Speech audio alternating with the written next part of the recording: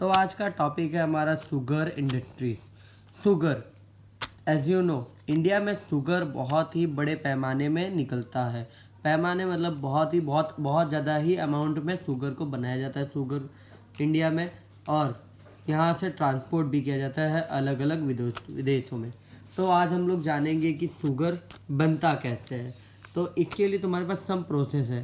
पहले तो हम इंट्रोडक्शन पढ़ेंगे उसका, फिर manufacturing of sugar, sucrose from cane sugar. Cane sugar मतलब जो गन्ने का बड़ा बड़ा डंडा होता है, उस गन्ने में से हम लोग शुगर कैसे निकालेंगे, है ना।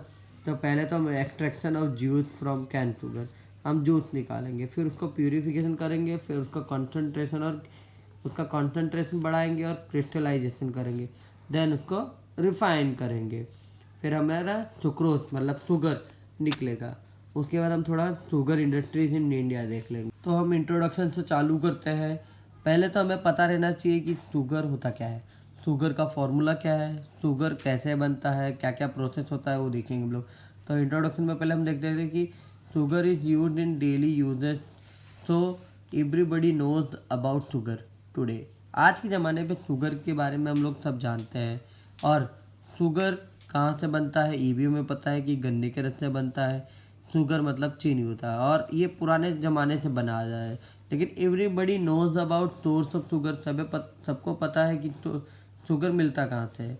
But there proper manufacture process and purification method are developed in recent time. और उसका प्रॉपर मैन्युफैक्चर कैसे होता है, जूस से प्यूरिफाइड कैसे होता है, ये सब अब के टाइम में बताया जाता है। The chemical name of sugar is source and it's molecule formula is C12H22O11। क्या है C12H22O11? It is the example of disaccharide. Disaccharide मतलब मोल्टेज और फरक्टोज, ये दो कंपाउंड मिलकर सुक्रोज बनता है, जिसको हम डाइसेक्राइड भी बोलते हैं। Sugar industries is developing very fast, बहुत फास्टी से डेवलप हो रहा है। Many sugar industries are started with their time and production of sugar becomes very fast. There are many sugar industries in South Gujarat, और गुजरात में भी बहुत अच्छे पैमाने पे, बिकॉज ऑफ मैं अभी गुजरात में रहता हूँ तो मुझे जहाँ नॉलेज है, जहाँ तक मैंने सूरत में देखा है, सूरत के थोड़े बाहर इंडस्ट्रीज बहुत बड़ी बड़ी है, और शुगर इंडस्ट्री सबसे बड़ी यहाँ ही पे है, मतलब गुजरात में है। अब आगे देखते हैं क्या है। हाँ, Bardoli sugar factory is one of the biggest. देखो मैंने जैसा कहा था, बारडोली का शुगर फैक्ट्री बहुत बड़ा है इन एशिया में है। सोचो, मैंने तो इंडिया बोला था, ये एशिया में है। अब हम देखते हैं, अब हम थोड़ा फास्ट चलेंगे, ज़्यादा ही नहीं देखेंगे, हम थोड़ा टॉपिक ख़त्म कर देंगे जल्दी में। Manufacture of sugar from cane sugar, sugar को कैसे कैन शुगर से बनाया। हाँ, तो sugar cane manufacture from cane sugar and sugar beet, है ना। In India sugar manufacture from cane sugar comprising of 70 to 75% water and 10 to 15% sucrose. इसमें water ज़्यादा रहता है और 10 to 15% से शुगर रहता है, एंड 18% जितना फाइबर एंड 1% जितना ऑर्गेनिक एसिड रहता है। और तुम्हें पता है ऑर्गेनिक एसिड ये सब होता है। There are 4 step to manufacture of sucrose from cane sugar which are shown below, जो नीचे दिए गए। Extraction of juice from cane sugar, juice कहाँ से, कैन शुगर से एक्सट्रैक्ट करना। Purification of juice, concentration and crystallisation and refining of source, ये चारों टॉपिक पढ़ेंगे। एक्सट्रैक्शन मतलब होता है जूस को कैसे निकाला जाता है, काट पीट के कैसे बनाया जाता है, रिफाइन कैसे किया जाता है, मतलब इसको प्यूरिफाइड किया जाता है। प्यूरिफिकेशन में बताया जाएगा कि हम कौन सा कंपाउंड डालते हैं उसके अंदर और किस कंपाउंड का रोल क्या होता है। उसके बाद आया कॉन्सेंट्रेशन, उसको कॉन्सेंट्रेशन कैसे करते हैं। कॉन्सेंट्रेशन मतलब आपको पता है कि कुछ ऐसे टाइप सॉलिड टाइप बन जाएगा और कुछ नहीं। क्रिस्टलाइजेशन मतलब छोटे छोटे टुकड़े में आ जाएगा। रिफाइनिंग ऑफ सोर्स, कि उसका रिफाइन कैसे होता है, बस। अब हम देखते हैं पॉइंट का आगे का। सीरीज ऑफ स्क्रीन, जैसा कि मैं आपको बताने वाला हूँ चैप्टर में, सीरीज ऑफ स्क्रीन क्या होता है, फिर उस सीरीज ऑफ इंग्रेडिएंट के बाद can juice and lime NaCO2 का, ये सब का रोल क्या होता है। फिर कंटेनर ये क्या है, कंटेनर ये इवेपोरेटर कंटेनर है जहाँ पे कैन शुगर इवेपोरेट होता है और क्रिस्टल में कन्वर्ट हो जाता है। क्रिस्टल के होने के बाद सेंट्रीफ्यूग होता है। सेंट्रीफ्यूग ये ऐसा कंपाउंड है, मैं आपको बताऊंगा क्या होता है इसका रोल। उसके बाद क्रिस्टलाइजेशन, शुगर क्रिस्टल में कन्वर्ट होता है, देन हमें मिल जाता है, आपने जैसा अपने घरों में देखा है। तो आज हमारा टॉपिक चालू करते हैं हम लोग। पहला टॉपिक है extraction of juice from cane sugar. Juice कैसे मिलता है कैन शुगर से। First of all cane sugar is cleaned. हम उसे कैन शुगर को धोना, पहले तो हम तुम्हें पता ही है, खेत में से कैन शुगर को काट के लाओगे, देन उसको क्लीन करोगे, फिर कट करोगे, फिर शार्प रोटेटिंग नाइफ से उसको क्या करोगे, which is give small pieces, छोटे छोटे पीसेस में कट कर दोगे। Then juice is extract from them, फिर उसके बाद क्रशर में डाल के उसका जूस निकाल दोगे। फिर this way 9 to 95 juice is extract from, जो में कैन शुगर से 90 से लेकर 95 के बीच में हमें जूस मिल जाएगा।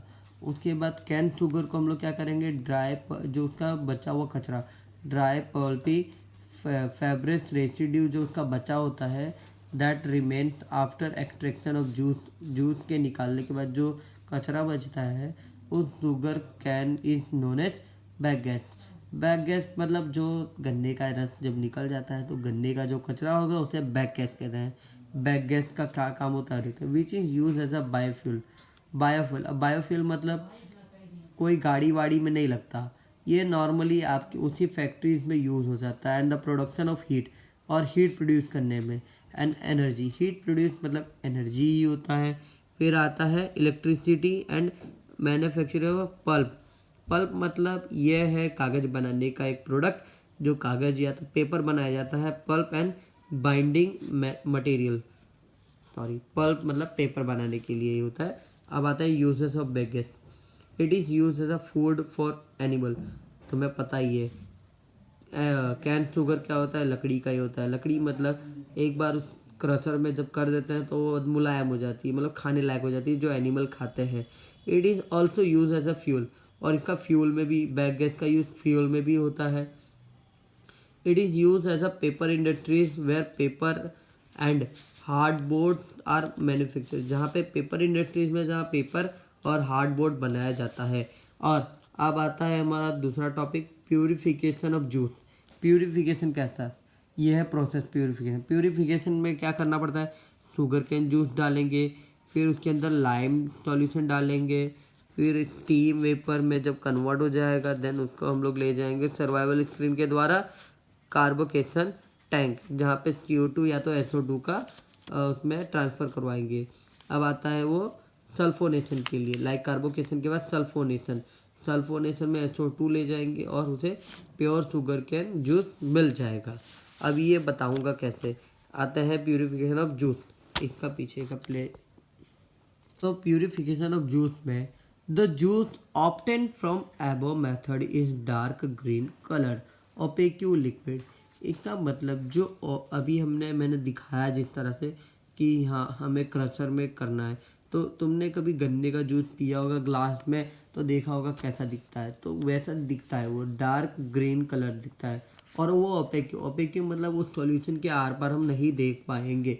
इट इज स्पेसिफिक डेंसिटी, उसका स्पेसिफिक डेंसिटी कितना होगा, 5.07, मतलब उसका वजन, डेंसिटी मतलब अंदर का वॉल्यूम टाइप ऐसा। और उसका pH मतलब एसिडिटी कितनी होगी उसमें, आपको पता है कि एसिडिक मीडियम 7 से कम में होता है, ये 5.2 to 5.8, मतलब इतना हार्ड एसिड नहीं, फिर भी नॉर्मल एसिडिक रहता है। It means it is acidic in nature, इसका मतलब ये एसिडिक इन नेचर होता है। Generally it is contain 15% sucrose, इसका मतलब इसमें 15% जितना शुगर ऐड रहता है। There are glucose, fructose, protein and mineral acid. इसके अंदर क्या क्या होगा, glucose, fructose, protein, minerals acid and organic acid and small particle of baggage, and the aim of this process to be convert dark green muddy juice into the pure yellowish juice. So this method is also known as clarification. इसका मतलब ये है कि देखो, तुमने कभी गन्ने के जूस में देखा, जब निकलता है जूस तो उसके बाद छन्नी रखता है जिससे जूस छन के अलग से निकलता है, तो वो कैसा येलोइश दिखाई देता है। लाइक ये भी वही है, हमें सारा जो मडी कलर है, फिर ग्लूकोज फ्रक्टोज एंड ये सब मिक्सित होता है, और उसके पर थोड़ा मतलब बैक गैस भी होता है, छोटे छोटे पार्टिकल्स टाइप में, तो उसे छन्नी द्वारा मतलब इसमें अलग किया जाता है और उसमें येलोइश कलर दिखाई देता है, तो उसे क्लियरिफिकेशन कहते हैं। And the purification of juice can be done by adding lime solution, soda, phosphoric acid and CO2 and SO2। याद रखना ये चार चीज़, lime solution, soda, phosphoric acid, SO2 और CO2 ऐड होता है। अब आगे का टॉपिक, डिफेक्शन और हीटिंग विथ लाइम सॉल्यूशन। अब मैं पूछूं कि शुगर तो मीठा होता है, लाइम सॉल्यूशन क्यों डाल रहे हैं? तो लाइम सॉल्यूशन हम लोग न्यूट्रलाइज करने के लिए डालते हैं। न्यूट्रलाइज मतलब अपने आप भी देखा, एसिडिक मीडियम में था, अब उसको न्यूट्रलाइज करेंगे, तो न्यूट्रल लाने के लिए हम लोग 7 समथिंग उसका pH करेंगे। तो देखते हैं, lime solution is use to remove the insoluble coloured contaminant of juice. जो कंटीमिनेंट मतलब होता है जो पार्टिकल्स उसके अंदर एडेड हो, जो सॉल्युबल भी ना हो और रिमूव करने के लिए टाइम लगे। तो इनसॉल्युबल पार्टिकल जो होता है उस कलर को रिमूव करने के लिए किसका, लाइम सॉल्यूशन का यूज़ होता है। First of all, juice is passing through survival screen. As you know the before I said कि मैंने तुम्हें जैसा कहा था कि सर्वाइवल स्क्रीन पे हमें इसे रिमूव करने के लिए यूज़ करेंगे, मतलब remove floating impurity on the juice. जो जूस के अंदर इम्प्योरिटीज़ होगी, जो तैरती होगी उसके ऊपर, उसको सर्वाइवल स्क्रीन द्वारा हटा देंगे। After removal of floating impurity, floating impurity हटाने के बाद 2 to 3% लाइम सॉल्यूशन ऐड करेंगे। कितना? 2 to 3% only lime solution add करेंगे, और जूस इज हीटेड, और जूस को गर्म करेंगे। Then addition of lime solution क्या करता है देखते हैं। चलो, पहला, coagulation of protein take place. उसमें कोगुलेट होता है, प्रोटीन का कोगुलेशन होगा। And soluble impurities are, soluble impurities are precipitate. Precipitate मतलब होता है कोई भी सॉल्यूशन के अंदर कितना भी कचरा हो, प्रेसिपिटेट हो जाता है, मतलब ऊपर आके दिखने लगता है, या उसके पार्टिकल्स दिखाई देने लगते हैं, या एक जगह पे जमा हो जाते हैं। And third thing is acid is neutralise. Acidic क्या हो जाता है? न्यूट्रलाइज हो जाता है। And pH of juice becomes 7.6 to 7.8, मतलब उसका जूस का pH कितना हो जाएगा? 7.8 to 7.8 तक हो जाएगा, मतलब 7.6 to 7.8 हो जाएगा। And sucrose is converted to calcium sucrosate. Sucrose किस में कन्वर्ट हो जाएगा? कैल्शियम सुक्रोसेट में, सुक्रोसेट में। क्यों कैल्शियम सुक्रोज? क्योंकि हमने लाइम सॉल्यूशन डाला, लाइम का फॉर्मूला CaCO3 होता है, आपको पता ही है, तो कैल्शियम सुक्रोसेट हो जाएगा। अब यहाँ पे मेन थीम ये आया, if the juice do not contain phosphate. ये चीज़ इसे पहले दे देनी चाहिए थी, इधर दे दिया। If juice do not contain phosphate, अगर जूस में फॉस्फेट नहीं होगा तो it will not become transparent, तो क्या होगा? ट्रांसपेरेंट नहीं होगा, एंड क्लीन भी नहीं होगा। So before the addition of lime solution, suitable amount of phosphoric acid is added in the juice. तो हम लोग क्या कर रहे हैं? Before the adding of lime solution, lime solution डालने से पहले हमें क्या डालना पड़ेगा? उसमें थोड़े अमाउंट में फॉस्फोरिक एसिड डालना पड़ेगा, और उसके बाद लाइम सॉल्यूशन हम लोग डालेंगे। Then lime solution is added and the juice is heated with steam, और जूस को क्या है? हीट करना पड़ेगा स्टीम के द्वारा। And this hot juice is brought into setting tank and cold, so we get 3 layer. अब जैसा कि कहा कि हमने फॉस्फोरिक एसिड डाला, उसके बाद लाइम सॉल्यूशन क्यों डालते हैं? कि जो छोटे छोटे पार्टिकल होते हैं बैक गैस के, उसको अलग करने के लिए। लेकिन वहाँ पे क्या होता है? ये सब डालने के बाद वो 3 लेयर में कन्वर्ट हो जाता है। First of all, first layer आपने जैसा पढ़ा, bottom layer, middle layer and upper layer. 3 layer होंगे, middle, bottom, middle and upper. तो ये तीनों लेयर में होता क्या फ़र्क, तो देखो बॉटम लेयर में क्या होगा, calcium salt of organic acid and mud, मतलब थोड़ा कचरे टाइप, ऑर्गेनिक एसिड और सी कैल्शियम सॉल्ट मिल जाता है। और मिडल लेयर में प्योर जूस आ जाता है। और अपर मतलब ऊपर वाले में net of coagulate protein and net of protein आ जाता है, कोगुलेट हो जाता है and very small particles of bagasse, और छोटे छोटे particle of bagasse upper layer में तैरते हुए दिखते हैं।